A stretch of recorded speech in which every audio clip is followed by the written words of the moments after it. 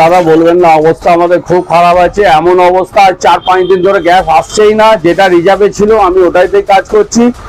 হাজার হাজার টাকা সব লোকের বিয়ে বাড়ি অর্ডার নিয়ে বসে আছে, সব রিটার্ন করতে বাধ্য হচ্ছি। কি করবো, গ্যাস না হলে আমি কাজটা করবো কি করে? না দুধ করে কাজ করতে পারছি, না ছানার কাজ করতে পারছি। রসগোল্লা অর্ডার আছে, সন্দেশ অর্ডার আছে, কি করে দেবো? পুরো বিয়ের সিজনে আমরা পুরো ঝাড় খেয়ে গেলাম। আর আমার 3-4 দিনের মতন গ্যাস রিজার্ভ ছিল, হয়তো কাল অবধি খুব জোর চলবে। পরশু দিন থেকে দোকান বন্ধ করতে হবে, কিন্তু রাস্তা নেই, এছাড়া কিচ্ছু করতে পারবো না আমি। মানে এমন অবস্থা হয়েছে, করোনা কালে আমাদের এই ঝামেলাটা হয়নি, এখন যা হয়ে গেছে অবস্থাটা।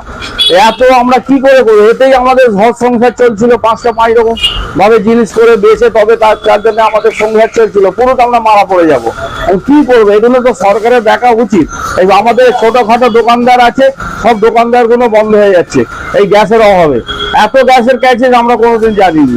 আমাদের তো কেউ দিতেই চাইছে না। এত মহাজনকে অ্যাডভান্স টাকা দিয়ে দিচ্ছে না, 1600 টাকা গ্যাস 2200 টাকা কিনছে, তাও দিচ্ছে না। কোত্থেকে চালাবো বলুন তো আমরা? আমাদের যে কি অবস্থা হয়েছে, একমাত্র আমরা আর ভগবান ছাড়া কেউ জানে না কি অবস্থার মধ্যে আমরা পড়ে গেছি। এ থেকেই আমাদের সব সংসার চলে। এই যদি আমরা বন্ধ করে দিই, আমরা যাবো কোথায়?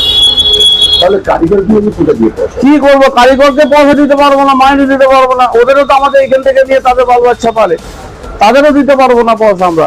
যা অবস্থা হয়ে গেছে, কি করে চারবার চালাবো? হয়তো খুব যে কালকের দিনটা কি পরশু দিন দোকান অব্দি খোলা থাকবে, তারপর বাধ্য হয়ে দোকান ফেলে দেবো বন্ধ, শাটার। কিছু করার নেই তো।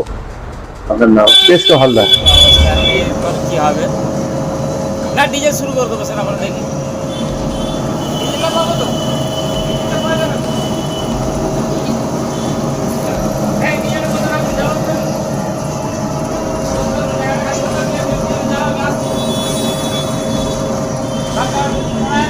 জানো, দেখি তারপরে আসছি।